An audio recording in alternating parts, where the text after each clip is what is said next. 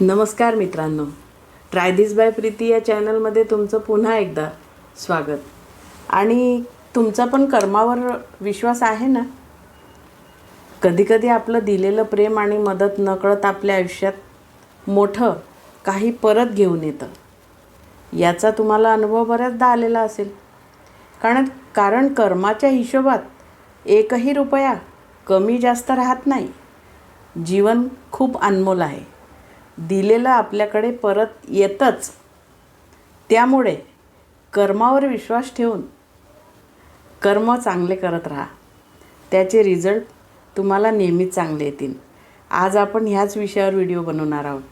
त्याविषयी मी तुम्हाला एक सुंदर अशी गोष्ट सांगणार आहे. आणि हो, व्हिडिओ आवडला तर लाईक, शेअर, सबस्क्राईब नक्की करा आणि कमेंट्समध्ये मला तुमचे विचारसुद्धा करा. तर आज सकाळचीच गोष्ट आहे की बँकेच्या आवारात एक म्हातारी ओरडत खूप जोरात हुज्जत घालत होती. तिचा आवाज इतका कर्कश होता की बँकेतले स्टाफही क्षणभर थांबले. ती निराधार योजनेतील तिची पेन्शन मागत होती. पण यादीत तिचं नाव नव्हतं. कारण शासकीय टेक्निकल त्रुटीमुळे तिचे नाव वगळण्यात आले होते. गावातील महाराष्ट्र बँकेच्या शाखेत एका नवीन साहेबाची, ज्यांचं नाव होतं अमरनाथ, यांची नुकतीच बदली झाली होती. त्यांचं राहणीमान अगदी टापटीप, नाकासमोर काम आणि समोरच्याच्या डोळ्यात बघून बोलण्याची सवय असलेला हा तरुण पहिल्याच दिवशी बँकेच्या गडबडीत गोंधळून गेला होता. कारण ठिकाण नवीन होतं आणि म्हातारीचं म्हणजे तिचं म्हणणं एकच होतं, तुम्ही खाताय माझे पैसे. त्या सगळ्या स्टॉपला ती ओरडून सांगत होती, तुम्ही माझे पैसे खाताय. अमरनाथने स्टॉफकडून विचारपूस केली.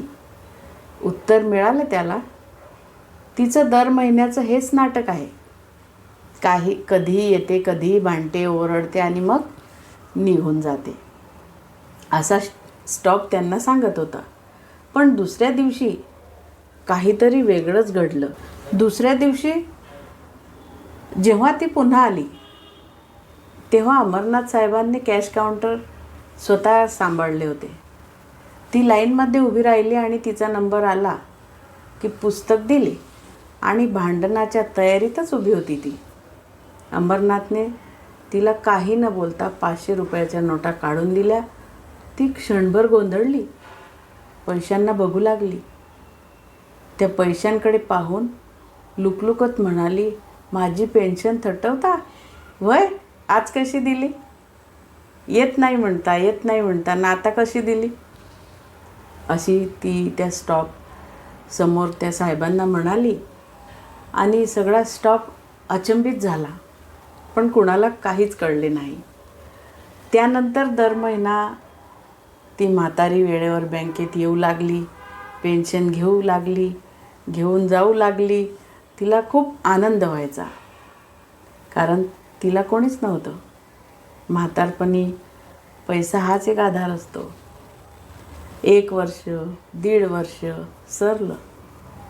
दर महिन्याला ती आली, लाईनीत उभी राहिली, पुस्तक दिलं आणि तिच्या हक्काच्या पेन्शनचे अमरनाथ साहेबांकडून पैसे घेत राहिली. साहेबांनी एकदाही तिला खरं सांगितलं नाही की ते पैसे त्याच्या पगारातून जात आहेत. त्याच दरम्यान काय झालं, यांची दोघांची चांगली ओळख झाली. साहेबांनी तिचं पुस्तक घेताना हसून म्हणायचा, आजी येते ना आता वेळेवर पेन्शन? शासनाकडून पेन्शन तुमचा दरारा सगळ्यांच्यावर आहे, शासनावर सुद्धा आहे, असं ते आजीला म्हणू लागले.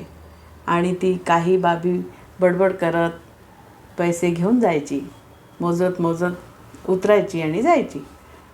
दोघात चेष्टा मस्करी चालू लागली. परंतु एके दिवशी साहेब बँकेत नव्हते. ती आली, लाईनीत उभी राहिली, पुस्तक दिलं, पण स्टाफने तिला सरळ सांगितले, तिचं खातं बंद झालं आहे. तिला राग आला. आणि ती अजून बडबड करू लागली, मोठमोठ्याने ओरडू लागली, तो साहेब कुठे आहे, साहेब कुठे आहे? तो दर महिन्याला मला देतो माझी पेन्शन, आणि आता आज काय झालं? कुठे आहे साहेब? स्टाफ सगळा एकमेकांकडे बघू लागला आणि त्यांना स्टाफने सांगितलं आजीला अंबरनाथ साहेबांचा आज अपघात झाला आहे. ते गंभीर जखमी झाले आणि कराडच्या दवाखान्यात आहेत. म्हातारी काही बोलली नाही, गप्प बसली. दुसऱ्या दिवशी ती परत आली. पुन्हा विचारलं, पैसे आले नाहीत? आणि नेहमीचे साहेब पण आले नाहीत. ती दंगा करू लागली, मोठमोठ्याने ओरडू लागली. मुख्य साहेबांनी तिला कॅबिनमध्ये बोलावलं आणि खरं सांगितलं, आजी, तुमची पेन्शन सरकारकडून गेल्या 1.5 वर्षापासून पूर्णपणे बंद झाली आहे. जे नवीन साहेब आलेले आहे, त्यांचं नाव जे अंबरनाथ आहे, त्या साहेबांनी दर महिन्याला तुम्हाला त्यांच्या पगारातून तुमची पेन्शन द्यायचे ठरवले होते आणि ते द्यायचे. आणि आता त्यांचा अपघात झाला आहे, बेशुद्ध आहेत. ऑपरेशनसाठी 3-4 लाख रुपये लागणार आहेत. तुम्ही आता घरी जा. तिचा चेहरा पडला. ती काहीही बोलली नाही. शांत मान खाली घालून उभी राहिली. तिचे डोळे भरून आले आणि तिथून ती निघून गेली. त्याच रात्री कराडच्या हॉस्पिटलमध्ये साहेबांचे ऑपरेशन करायचं होतं. खर्च होता 4 लाख रुपये येणार होता. घरात वडील नव्हते. एक आई, एक लहान बहीण, दोघीही रडत होत्या. स्टाफ आणि साहेबांनी 3.5 लाख त्यांच्या हातात दिले आणि त्यांना मदत केली. ऑपरेशन झाले.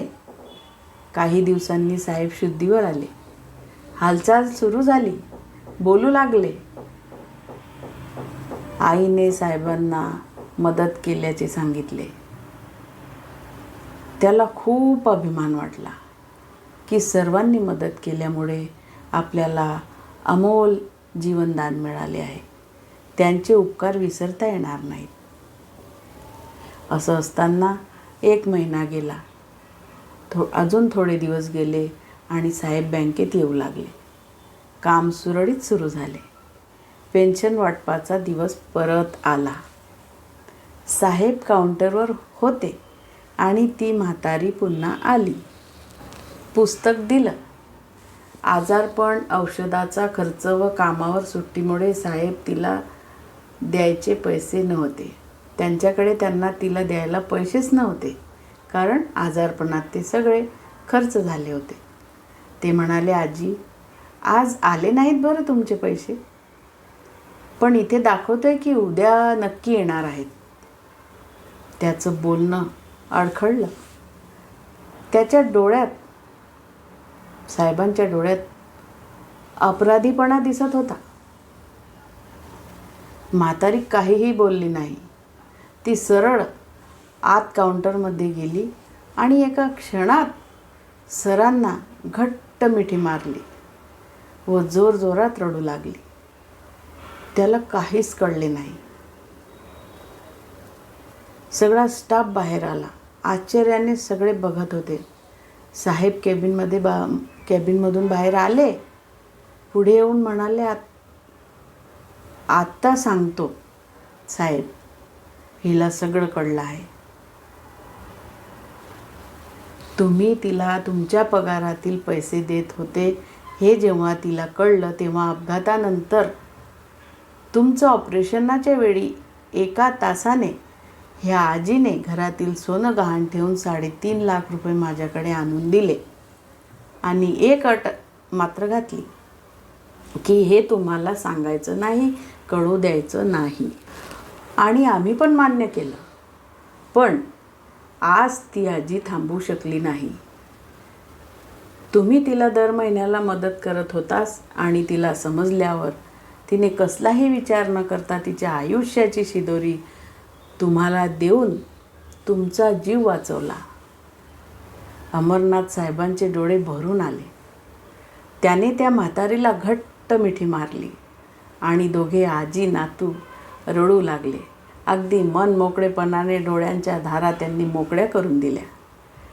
साहेब म्हणाले, आजे, काय एवढं केलंस माझ्यासाठी? आजी रडत म्हणाली, मी परकी असली तरी तू आजीसारखं माझ्यावर प्रेम केलास ना. मला 1.5 वर्ष पेन्शन देत होतास, मग मी माझ्या नातवाला अशी दवाखान्यात तडपडत ठेवेन का बरं? का रे बाळा, सांग ना तू. सगळा बँकेचा माहोल भावनिक झाला. सगळे जण रडत होते. सगळ्यांचे डोळे अगदी मनमोकळे वाहत होते. मित्रांनो, कधीकधी आपलं दिलेलं प्रेम आणि मदत नकळत आपल्या आयुष्यात मोठं काही परत घेऊन येतं. कर्माच्या हिशोबात एकही रुपया कमी जास्त राहत नाही. जीवन खूप अनमोल आहे. दिलेलं आपल्याकडे परत येतंच. निदान ह्या हिशोबाने तरी. कर्मावर विश्वास ठेवून कर्म चांगले करत राहा. धन्यवाद.